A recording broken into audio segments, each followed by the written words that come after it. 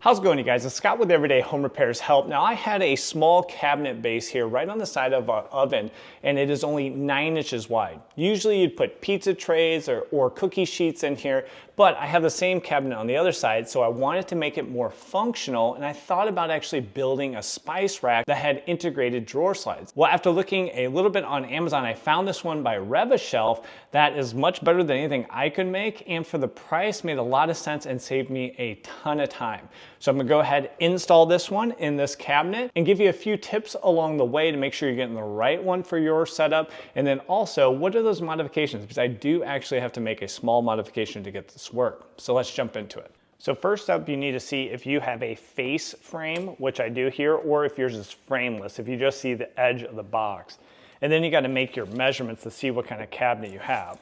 So here, I have a 9-inch wide cabinet. The overall height, and again, I'm just going from the frame itself, is 29.5 inches. So 29.5 inches high, and then 24 inches for my depth, which is what we'd expect for a standard base cabinet.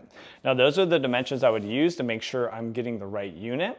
And from what I've seen, Rev-A-Shelf has a 8-inch wide one, which is gonna work for me, and then a 5-inch wide one that would work for most 6-inch wide cabinets. Now, why this is such a time saver is because the actual entire unit comes fully assembled in one box that ships from Amazon, and I got it in as little as 1 day. Once you have your unit, assuming your measurements are correct, you go ahead and slide it.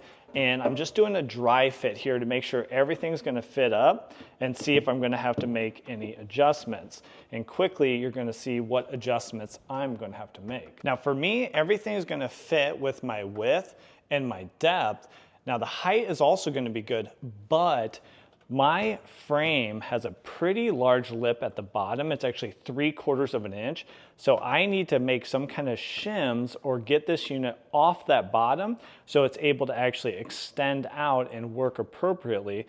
So I'll take the drawer slides off the actual unit itself. There's 2 levers, one on each side. That will then be able to free up those drawer slides, and then just a tug, you'll get past the detent on that center slide. And now before doing anything, I do want to just close the doors with the hinges installed and with blue painter's tape mark exactly where the door is located so we can have a reference later on when we're mounting the door to the actual shelves themselves. And to get a little bit more room now, I'll remove the 2 hinges so we can remove the door and have a bit more clearance. So to shim it up, I got 2 pieces of 1-inch by 3-inch trim.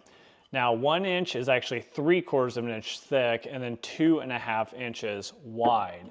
So I'm just gonna set those, and then those are gonna be fitting right under the brackets that are integrated into the drawer slides. So I'll rough those into place, and then after we remove the slides, go ahead and move that guy back a little bit, move this guy up, and then I'll just start to measure to get everything in place. When I had the unit originally installed, I just referenced this bracket to the back of the frame here, and that was 1.5 inches. So I use that as a reference, and then I also measure side to side to make sure it is actually centered up here within the cabinet. Then I'm gonna use some 1.5 inch Spax screws here, and I'll put 2 on each bracket to securely hold it in place. So those will actually be going through the bracket into our spacers and then down in the base of the cabinet. And this is 3/4 of an inch and my base is 3/4 of an inch. So this should be the perfect length and then hopefully not poke out of the bottom of my cabinet. So go ahead and do those measurements. I'm getting that 1.5 inches to the back side of my front frame and then just side to side. Once I feel good on the front side, I'm just gonna sink 1 screw in place to securely hold it. Then I'll double check my measurements, get that 2nd screw in on the front bracket, and I won't show I actually sink the back 2 screws as well. Once everything's secured, then we'll take our rack, line up all of our drawer slides, make sure everything is good, it slides smoothly with no interference. Now last up is getting the door in place. So I'll move each of these 4 mounting brackets out by loosening up the lock nuts on the back side. Once I get those to actually get the screws on the meat of the door, I'll mark where they're at on the frame and then put the door back according to the blue tape I had before, which was the original door position, and then mark the first location. So now I know if I bring that blue tape in line with the bracket, that is where I want it, and I can sink one screw. Once I have one screw, I can check my measurements and then go ahead and hold that in place to get my second screw in place. Again, checking all the measurements again before I sink the third and fourth screws to get the door securely held. So that's it for the installation, and now I'm back up and running. Looks like a standard small cabinet, but now we have our integrated spice rack, which is exactly what I was looking for.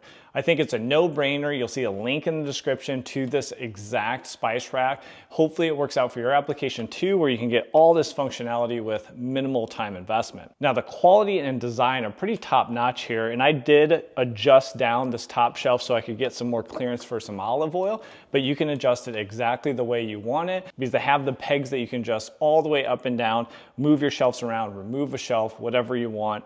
And then also for your door, you can move that side to side for adjustment, but it also has set screws that will be able to pitch in and out on the top and bottom to make sure everything lines up perfectly for your door, to make sure the look is exactly what you're going for. Let me know what you guys think down in the comments. And if you want to check out another awesome upgrade for your home, Leviton came out with a new outlet a couple of years ago called the Decora Edge. It's a really cool way to wire outlets and really makes it quite a bit more DIY friendly for homeowners like myself taking those projects on around their house. So check out this video right here and I'll introduce you to that product and how you might use that for your next electrical upgrade. So thanks for joining me in this video, and we'll catch you on that next one. Take care.